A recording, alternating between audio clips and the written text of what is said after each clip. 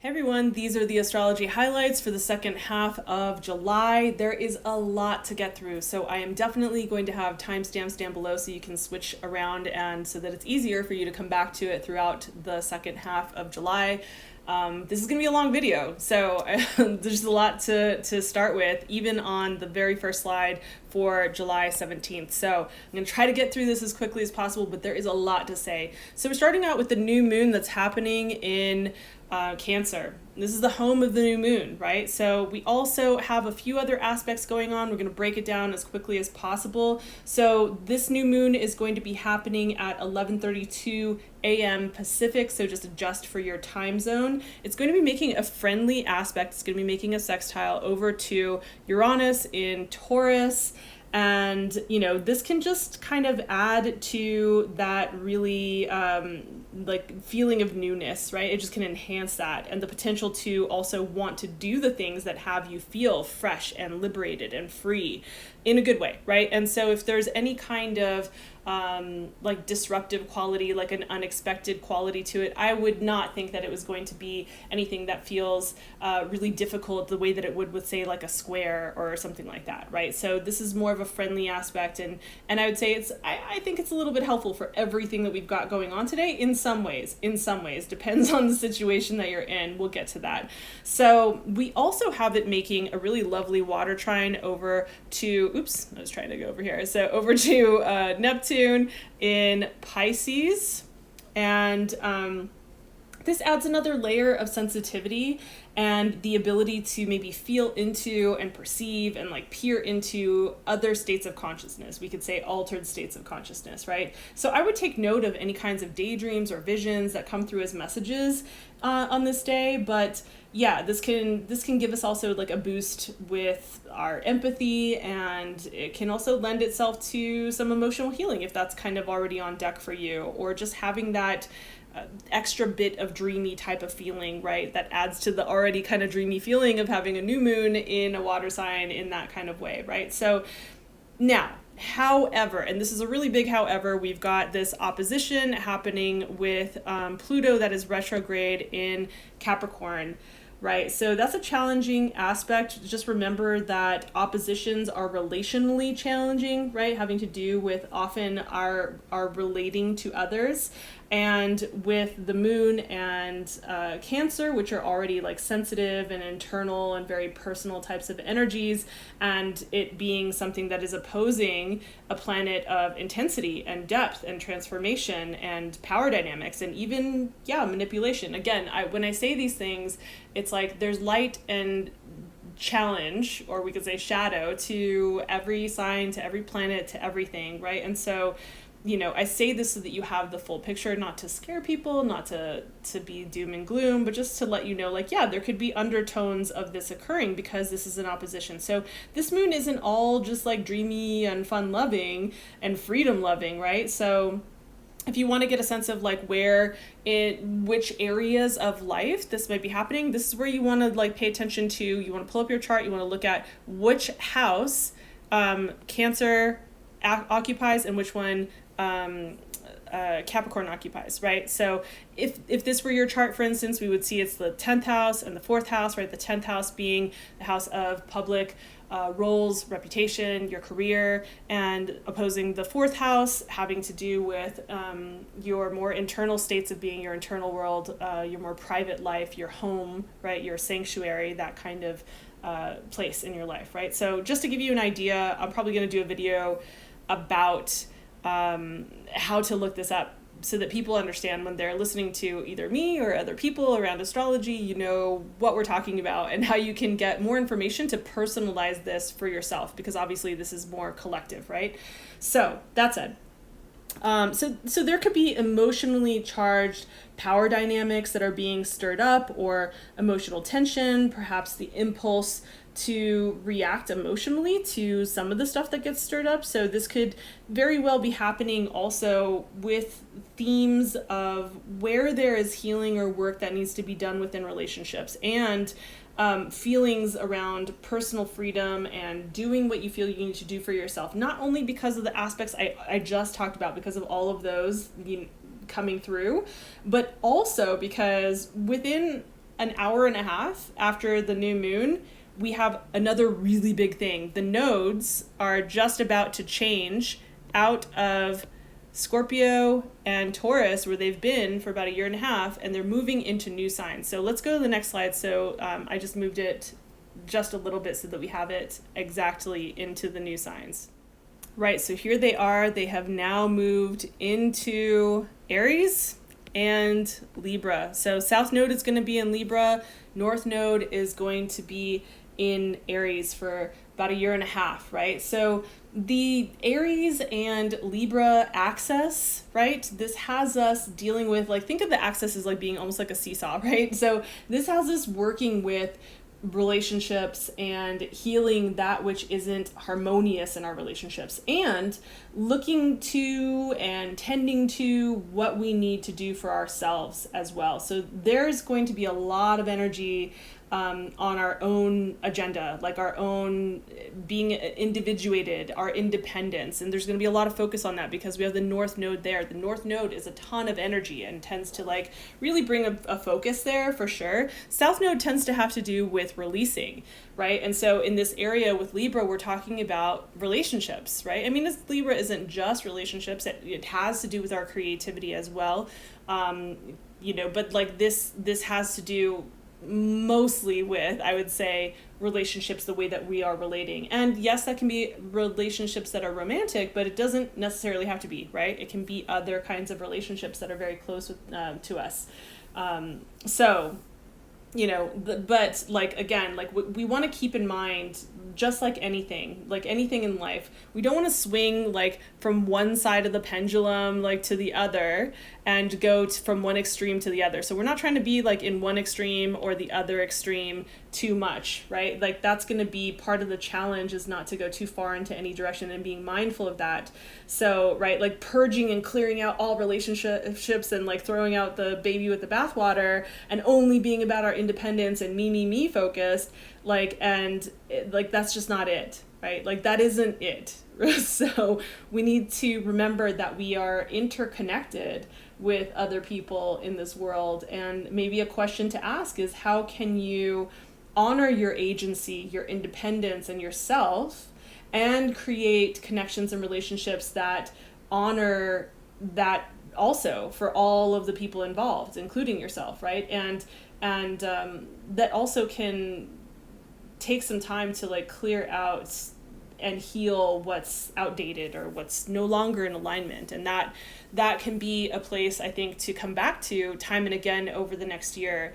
If you notice you're getting too far into me land, or you're trying to hold on too much to the way that relationships had been, or certain relationships in general that maybe are outdated or not working, that's something to look at. Now, I'm not saying that this is like you should break it off with people and like I don't want to scare people, but because people can hear that and hear like, oh no, we're gonna break up, we're gonna get divorced, right, whatever it is.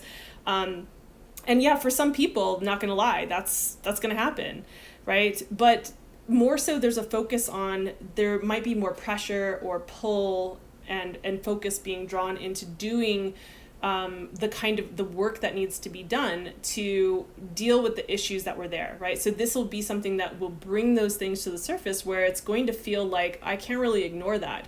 So some people are going to feel like either you or anybody else who's involved might feel the desire to bounce. Like, I want to be in my own energy. I want to do what I need to do for me. I'm focused on me.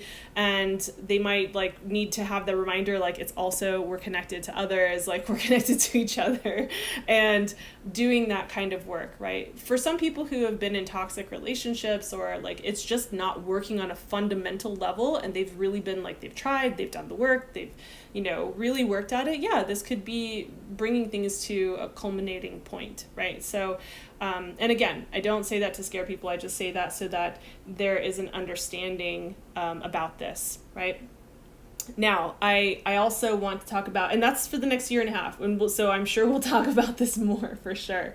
I also want to talk about something else that's happening. We have Mercury, which is going to be in a square with Jupiter. And so, just because like that square is there, right? Mercury having to do with our mind, our thoughts, our communication, right? Remember all of that, and sometimes commerce, right?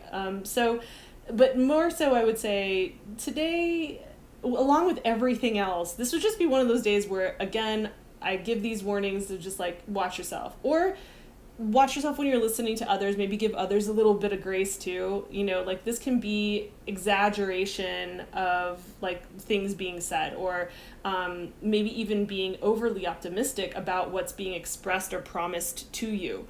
Right. So especially with some of the stuff I was talking about with like the moon opposing Pluto. So just, I would say watch your words, take a beat. When you listen to what people say, I'm not saying don't feel happy or optimistic if they're sharing something that feels like it brings about those feelings, but more so just kind of go, oh, wow, like that feels exciting, or I love that, and bookmark it and go, okay, let's see how this actually unfolds, right? Because this could be one of those places because of Jupiter and it being in that square where we can kind of like put too much stock in what people say and kind of get lost in that. So you want to make sure that you are being somewhat grounded about this, and also about what you say, right? Like make sure that you are clear about your words and what you're promising and what you're putting out there, and not overly exaggerating what you can do or what you want to commit to or any of these kinds of things, right?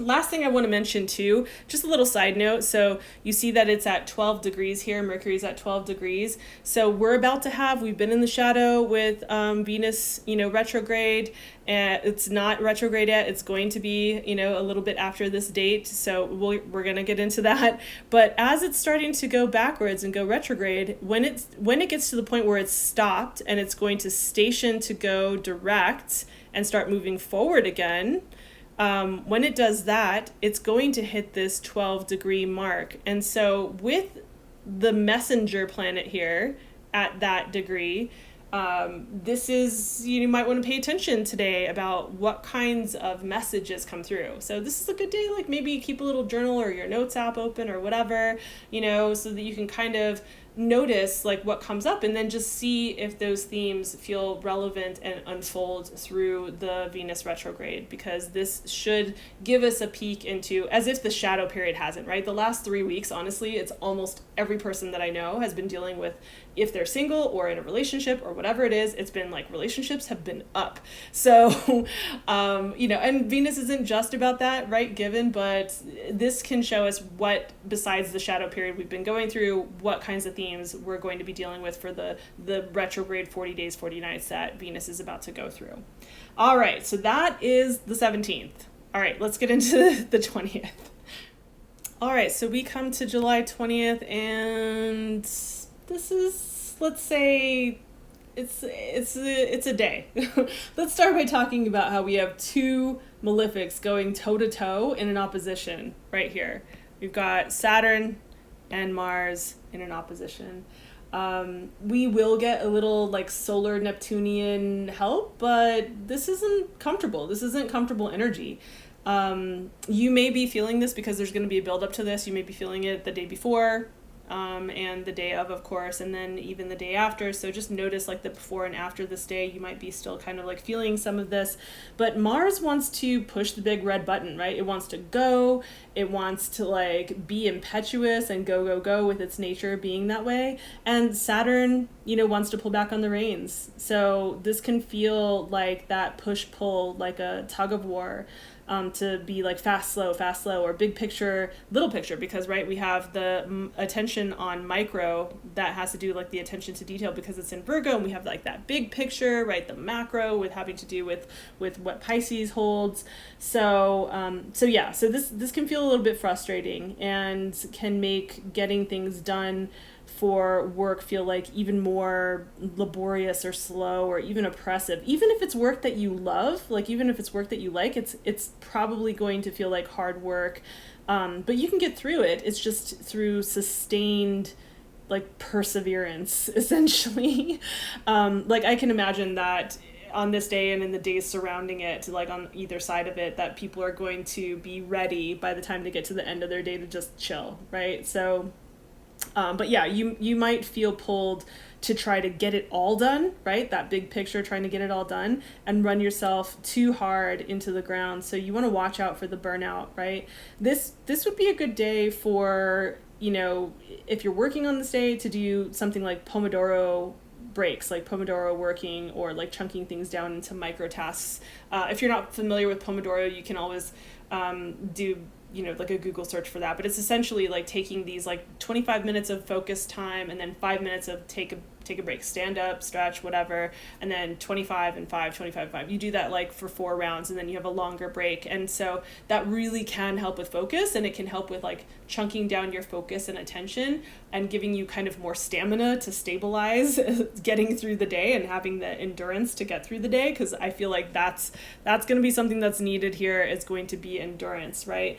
And like I said, we do have something nice happening with the sun all day from early morning into later in the in the evening. We're going to have it be in a trine to Neptune in Pisces as well. So think of this as being like a serene and radiant beam shining on your day. Like you might feel divinely guided, for lack of a better term, and get inspiration about how to or where to direct your life. So you might feel especially tapped into the anima mundi and feeling a draw to like tap into realms of mysticism or higher principles and concepts in relation to your purpose, your direction, your path in life, right? So just remember to take note of what comes up, right? Because that can, like that big feeling that can add to that whole thing that I was talking about with like wanting to do everything in the big picture, wanting to get it all done. So remember to just like take note of that, take note of the inspiration that you get or whatever comes through,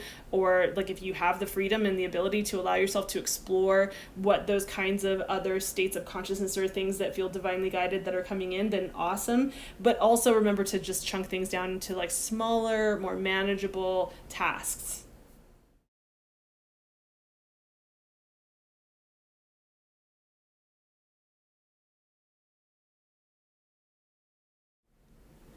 All right, the 21st. So there's a lot happening here, and we just talked about some of the stuff that we saw on the 20th.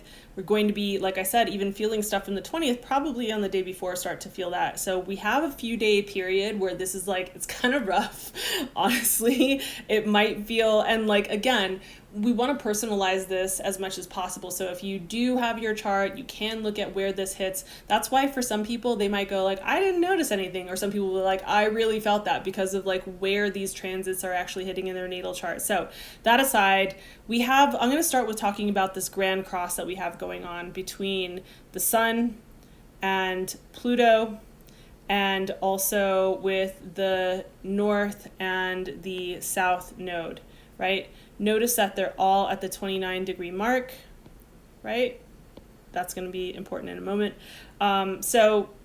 So grand crosses, and we can see this here, I'll show you even with more detail, but like the nodes are always opposing each other. So that's just always opposing each other. And we have the sun opposing Pluto at the exact degree as well. And these are all at exact degrees. And this creates a grand cross, as you can see, this big cross, right? And this creates a lot of tension. Especially though with the nodes being involved, this packs a bigger punch and adds a fate-like kind of quality to this, similar to eclipses, adds that fate kind of quality to it and acts in a similar way. You add to that these are all at that 29-degree mark, right? It's the 29 degrees at the very end of their signs, and those last degrees can really dial things up even more. And again, like all of this very much mirrors eclipses, that where we have the nodes involved having to do with what comes in and what gets released, right? So let's start with talking about the sun, and the sun kind of being, it's at a place where it's called the bendings, right? So it's squaring the nodes, right? There's a square here to the nodes. And it has a little bit more to do with that south node type of energy. And so with that, we're talking about more of a release. So some of how like this can really show up is release around maybe like what it feels like internally, connected to your identity. So perhaps the ways in which you have shaped your path or will or identity in order to feel safe. You might be feeling some kind of pressure around releasing certain things around identity, or that have to do with your path in that way. And so these are the types of themes that might be coming up, and you might feel kind of like some pressure around that. And when we're looking at the Pluto being a little bit more associated with this energy here, it's like squaring off the nodes exact as well, right? And it's going to be dealing a little bit more with that North Node type of energy at that bending. And this can be a little bit more external, right? External events or experiences that are just kind of occurring around us. This could be in your own life, but I'd be surprised, honestly, if I didn't see this reflected on the world stage, like leading up to this day, because of the pressurized, like when it leads up to an exact aspect, as you guys have heard me talk about, or even in like the couple of days following or something like that, right? But especially to do with Plutonian things, right? Power dynamics, finances, land, agriculture, a lot of the things that we saw while it had been in Capricorn for all of those years, for like more than 15 years or something like that. So, you know, we have this energy pretty strongly all throughout today and into most of the next day as well. So like I said, we also still have the two malefics that are opposing each other here as well. So even just like, if you just look at everything that's happening here, right? Like this is just, you can feel like it's pressurized, right? Like it's there's tension, right? Because if you can imagine, it's almost like each of these planets, right? And each of these points, because these are not planets, right? These are mathematical points. So each of these points are all pulling in their own directions, right? To express what they're wanting to express. And you can imagine that pulling, that tension. It's almost like getting quartered, right? I don't know why that's the image that came to me, but it's like that. So I would make sure that, like I said, even when we talked about the 20th, in the days leading up to the 20th, the 21st, like, you know, and the couple of days after, I would say, like, leave some room in your schedule. Make sure that you're well resourced, make sure that you have some downtimes like blocked off, time to spend with people you enjoy laughing with or spending time with. This is going to, I think, be crucial to our just sanity and to navigate this, right? So I wouldn't pack too many things in your to-do list as much as possible. Try to allow room and space for like however this shows up for you. So let's move into the next day, because there's, of course, more to talk about. There's, like I said, there's a lot of astrology. So let's talk about the next one. All right, we come to the 22nd, and it's the long-awaited Venus retrograde. So we have Venus going retrograde in Leo, and we also have the Sun, which just very soon after Venus goes retrograde is going to be moving into Leo, like a half an hour, less than half an hour later. So I didn't want to make a new chart for that because I just figured it's there. But we've been talking about the Venus retrograde coming up for the past few weeks because there's been so much buildup. There's been so much going on that's already been showing us a lot of themes. Not every Venus retrograde is so packed coming up into it, and it just like on the front end has been this way. So let's just really quickly review, because we have been talking about this, but like for anyone who hasn't seen any of the previous videos or just has no idea what the hell I'm talking about, let's talk a little bit about this. So anytime that we're looking at a retrograde, we are doing like a review, revisit, revising any of the themes that are associated with the particular planet that's going retrograde. And here we're talking about Venusian themes, which have to do with values and relationships and aesthetics and, you know, definitely like, yeah, creativity can be up. So these are the themes that are up for review. I want to say, like, I've been jokingly saying to friends like, oh, hey, this is the summer of temporary love, or it's breakup season. It's like one or the other. And I've been sort of kidding, sort of not kidding, but I want to clarify this because I don't want people to feel scared, right? So if you're single, it does not mean that if you start a relationship, it is 100% doomed, or that if you're in a relationship that it's 100% doomed, right? So I don't want it to seem that way. It's, you know, it has to make sense for your situation, right? If you're in a toxic relationship, or like you've outgrown each other in some way, and fundamentally you guys are different, you've been working on things for a while and it's bringing things to a head, or like things have really just like you've realized need to part ways, then yeah, it might bring things to that culminating point. It could. Here's what I would say. I have some advice, right? Do not take a new connection, dating or relationship or whatever, like even if you start a new relationship, do not take it from this new place to let's move in together and get married. And do not like set things down in writing, maybe like on financial docs if you can help it. And don't make any big changes aesthetically to your appearance, like rainbow hair if you've never dyed your hair once before, right? Like, not to say never do that, but I'm saying during this period, during the Venus retrograde, like don't take a new tattoo idea and be like, I need to get this now, or make a major wardrobe change throughout all your clothes and get all new wardrobe, right? So this is about like, you want to watch yourself with this, and including like other things, not just your personal appearance, but the appearance of like your house or your home, right? Like not remodeling and redecorating the entire house. I would say wait until September 3rd. Wait, at the very least, wait until September 3rd when Venus comes direct. So, you know, in the meantime, get color swatches, get temporary hair dyed, try one new outfit that you buy, etc., right? Like things like that. And this is a good time to like revise any kinds of projects that you have going on creatively as well, because it has to do also with creativity. So, you know, just want to maybe take a little bit of time before you implement things and just slowly roll on all of this. Also, again, you know, we have the sun, like I said, it'll be moving into Leo. So we have Leo season, which normally is like very like, you know, much about play. It's like demonstrative play and fun and generous and authentic. And this is where the glow up happens. So even if this season starts out with being like a little rough, it's not going to stay that way. Okay, so just 3 more charts that I want to point out, and these are going to be a lot more quick than the previous ones. So we're looking at today all day, and I mean all day, we're looking at Mercury, which is going to be in square to Uranus over there in Taurus. So I would not pick this day. I really just wanted to point this out for those of you who are like productive freaks like me. I would not pick this day as my most, sorry about that, you guys. I thought I put my thing on Do Not Disturb. Let's do that now. I don't want to start this recording over. So I would not pick this day for being a productive day, right? This can show up like really scattered or erratic type of thinking and like a lack of focus.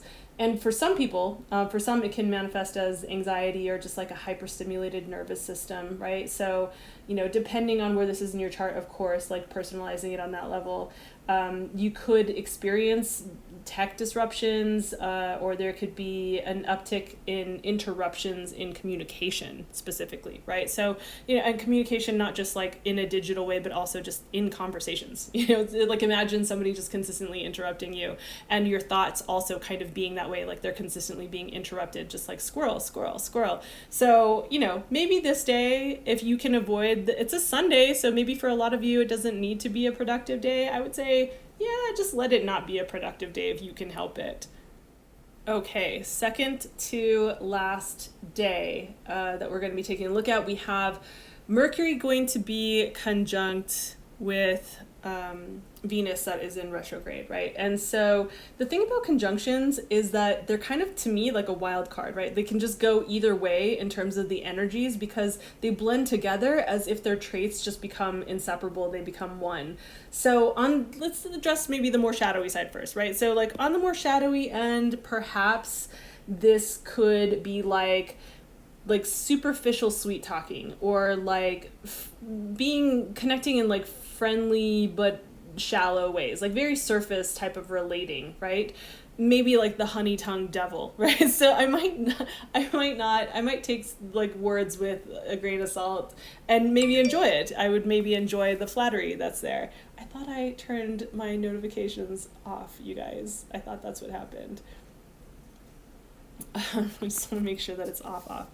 So So on the more lovely side, right, on the lovelier side, we could have something show up with like the best of Venus and Mercury together, which is, you know, graceful communication and conversations that flow easily about art and love and beauty and values, and like very affectionate conversations, or even like messages being exchanged that are really affectionate, like poetic expression, or even just not, doesn't have to be like poetic, right, and artistic, but it could be really just playful and social and lighthearted in the way that Mercury is, right? So, you know, from playful, lighthearted, social, like fun, to also like maybe artistically intellectual flavored types of interactions. So, you know, just wanted to point out that can go either way, and maybe part of the way that it can go either way is depending on how we choose to utilize that energy, and also where it sits in your chart as well, of course. All right, last slide is the next one. All right, last day of the month that we're going to be talking about here is on July 28th, and this is where we have Mercury ingressing into Virgo. Mercury loves to be in Virgo, and it will be doing this in the evening time. It'll be joining Mars in this sign, so we'll talk about more of that in August, in the August astrological highlights. But Mercury is exalted in Virgo, so this is a place where it really loves to be, and it'll be here until October 21st, which might seem like a very long time for a reason, because it'll be retrograde near the end of August. It'll go retrograde until near mid-September, like around that time. So that's why it's going to be spending more time in Virgo. So as much as it likes to be here, I mean, well, first let me just say this. Enjoy a period of time with feeling more focused and efficient and constructive, and even getting like an analytical boost for wherever in your chart this is occurring, right? Like wherever it is in your chart. So the one thing I would say you just need to watch out for is getting hypercritical, you know, or hyper focused on the minutia and the very small details, like, you know, sweating the small stuff type of stuff. So, and we'll talk more about that and the retrograde as it gets closer, but I just wanted to kind of like mention those things. Like this is, you know, it's actually really nice. Obviously, there's more astrology happening from now all the way through the time that it's going to be in Virgo. So it's not like this is the only thing that it's going to be, but this will be the undercurrent. This will be the tone that's happening with that there. So that brings us to the end of the month. You know, at the end of the month, the one thing I want to mention, because we have stuff happening on August 1st that we will talk about as we get to that point, but at the end of the month, we have a build up to some more notable astrology that's happening, like I said, on August 1st. So that'll be Mars, that'll be trining with Jupiter, and we will also have Mercury in opposition to Saturn. So just something to note that we'll be talking about as it gets closer. But that's what we have for the second half of July. That is a lot. So definitely, I would say maybe even come back to this. Like I said, there will be timestamps down below. If this was helpful, if this was insightful in any way, please consider giving the video a like, and also subscribing, hitting the notification bell so you don't miss any more of these types of videos or any of the tarot videos that I put out, just so you also know what's on the horizon. So thank you for your time. Thanks for being here, and I will see you in the next video.